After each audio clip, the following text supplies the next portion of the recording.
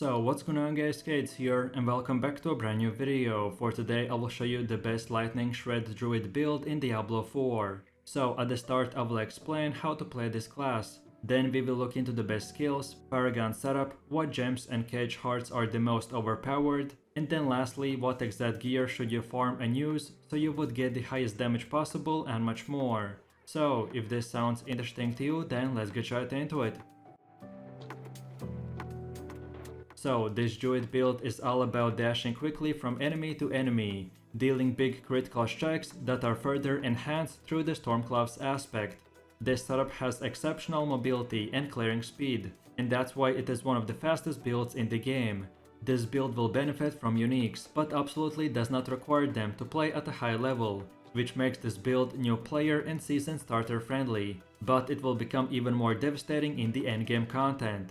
Overall, this build guide is split into two parts. The first part is a leveling build, so what you wanna use to go from level 1 to 50. And then the second part is the full endgame build, which will require at least level 50. And if I ever go too fast or something is too complicated, then check this build on a website, which links you can find in the description. So with that said, let's move over to the leveling build. To start off, from getting to level 3, we have to put 2 points into these two nodes. Then from level 4 to 7 we spend 4 more points in here, then from level 8 to 15 we will get 8 points, which we wanna use by getting all of these nodes. Then from level 16 to 28 we will get 12 skills, which we should spend by unlocking and upgrading all of these nodes. Then from level 29 to 35 you will get 6 more points that you should spend on these other nodes. And then lastly from level 32 to 49 we will get 17 points, which we wanna spend on the specific nodes. And by the way, as I said, if I went too fast, then feel free to check out the video description where you can see this build on a website. And then finally, don't forget about your renown, which after you gather all the renown in the game, you will get 10 extra skill points. I recommend to spend them towards your leveling progression that I just explained a second ago. And then in the endgame build, I will show you where you want to spend your 10 leftover skill points. So then let's move over to the Druid special class bonus called the Spirits. And the Druid Spirits allows you to select a total of 5 categories, from 4 spirits that act as a passive buff to your character. So for your first 25 spirit offerings, I recommend to activate on the Wolf Spirit, the Pack Leader. Then when you collect 25 more spirit offerings, then activate it on the Eagle Spirit, the Sight and Talons. Then afterwards, save up to 100 more spirits, and this time spend them on the Snake Spirit, and activate the Masochist. Then pick up 75 more spirits, and unlock on the Deer Spirit the Weariness. And then lastly, collect your last 175 spirit offerings to unlock the remaining categories and bond with the Eagle Spirit and activate the swooping attack. Then as far as your gear goes, leveling up in Diablo 4 is similar to most other MMOs. So for the most part, this will mean that you have to constantly replace one rare item with a better one, all the way up to level 50. Generally, you want to use the two-handed weapon, which has the highest damage numbers. And for your weapon stats, you want to get preferably a staff with a core skill damage, vulnerable damage and a socket. Then as for your clothes, the armor pieces typically grant us defensive and utility stats, except gloves which will offer us offense. So for your helmet, try to get the Poison Creeper's ranks, life, cooldown reduction and willpower. Then for chest armor, get the damage reduction, life, willpower and armor. Then for gloves, get the shred ranks, critical strike chance and attack speed. Then for pants, get damage reduction, life, willpower and armor. Then for boots, get the movement speed, spirit cost reduction and willpower. Then for your jewelry, specifically for your amulet, get the movement speed, spirit cost reduction, companion skill ranks and damage increase. And then finally for both of your rings, get critical strike chance, damage to closed enemies and life. And don't forget to not upgrade armor or jewelry while leveling.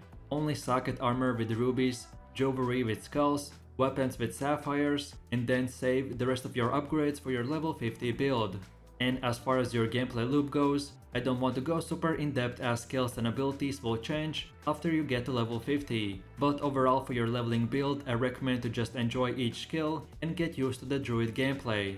So Shred, Storm Strike and Poison Creep are your main damage skills, then Blood Howl and Debilitating Roar are your main defensive skills. So use them when you take a lot of damage or just to protect yourself. And then lastly use Trample, mainly as a movement skill or if you ever need a bit more extra damage, and that's about it. While leveling, just enjoy the class, get used to your skills in no particular order, and get used to farming because you will be doing that a lot in the endgame. So now let's move over to the second part, where I will show you your endgame druid build and how it will look like. So by this point you should be familiar with the lightning shred playstyle, then what gear stats you should look out for and etc. So as I did the most explaining at the start, so right now I will just show you the best setup that you wanna use. I personally tested multiple setups and this one was the best one. So first of all, for your skills we wanna use the Shred, Grizzly Rage, Hurricane, Blood Howl, Storm Strike and Cyclone Armor. And for your special bonus spirits, like we discussed in the leveling build guide, get the Weariness, Sight Talents, Swooping Attack, Calamity and Masochistic. As for your gear, we already discussed what stats to look out for, but if you're purely looking for the best of the best gear, then here it is. So we want to get the Tempest Roar helmet, then for your chest armor, get the Vigorous Primal breastplate, then for gloves, get the Primal gauntlets of the Rampaging Beast, then for the pants, get the Primal Causes of the Disobedience, then for boots, get the Stormshifter's Primal Savatan, then for the amulet, equip the Stormcloud's necklace, then for the first ring, get the Dire Wolf's ban, then for the second ring, get the Band of Retaliation, then for your weapon, get the Edgemaster's Octopan Edge, and for your offhand, get the Accelerating Ancient Effigy. Then for your gems, socket in weapons with emeralds and armor pieces with rubies. Then for your first heart, get the Cage Heart of the Barber. And because the enemy groups have low HP, so this will cause them to instantly explode. And this damage increase from the heart is just way too overpowered not to use. Then for the second heart, get the Cage Heart of the Revenge. Because getting free 20% damage reduction is again very OP as well, and this is the best in slot heart for the Druid class. And then lastly, get the Cage Heart of the Prudent Heart, because when you pull massive amounts of mob groups you can sometimes get one-shotted, especially if you play on the hardcore mode. So getting the protection of this heart while using the Barber at the same time, we will be able to farm a lot of mob groups very quickly, and without taking almost any significant damage whatsoever. Then with that said, moving forwards, and this is how your skill tree will look like. If you just came from the leveling build, then this is very similar. So again, just copy these exact upgrades in no particular order. And again, remember that by gathering all the renown in the game, you will get 10 extra skill points. And then finally, we have the paragon system. At first, it might seem overwhelming, but if you're like me, who's played all the previous Diablo games, then this is quite self-explanatory. So starting off, this is how your first 25 points should be spent. So we use the starting board and for our glyph select exploit. Then this is how it will look like at around 64 points. So we get the Lust of Carnage board, and for the glyph select Werewolf. Then this is how it will look like at around 80 points. So this time we only select the Ancestral Guidance board. Then afterwards at around 120 points, you want to select the Heightened Malice board and equip the Fang and Claw glyph. Then for one of the last ones at around 150 points, we want to get the Thunderstruck board and select the Territorial glyph. And then lastly, this is our final goal at around 197 points. So get the Inner Beast board and for the glyph select Spirit. So with all of this said, let's take a closer look at each skill and the gameplay loop. So first of all, at the beginning of the fight we want to activate the Blood Howl or Cyclone Armor skills. Then afterwards we want to spam the Shred skill. I would recommend to try to target distant and closed enemies, so your dash and hit skills would connect between all enemies. And this will enable us to fly between mob groups and do massive amounts of AoE damage. Then during the fight as well, rotate between using the Blood Howl and Cyclone Armor to keep the Vigilance passive up. Then before engaging into the big monster groups, use the Hurricane skill, and then lastly for any additional spirit or for damage reduction if needed, use the Storm Strike, and that's about it. At the start of the rotation, we want to use the Blood Howl and Cyclone Armor, because they will make us stronger, and activate the Vigilance passive, which will give us plus 5% extra damage. Then from here we spam our main damage skill called the Shred, and this skill will transform us into a werewolf that does massive amounts of damage in 3 attacks. Each attack will increase its damage even more. And by the way, we want to keep on using the Blood Howl or Cyclone Armor every 6 seconds, so we will get the plus 5% extra damage 24/7. And then lastly, to finish our rotation, in between spamming Werewolf or activating the damage buff, we want to finish the rotation with the Hurricane or Storm Strike to gain additional spirits or just to increase our damage even more.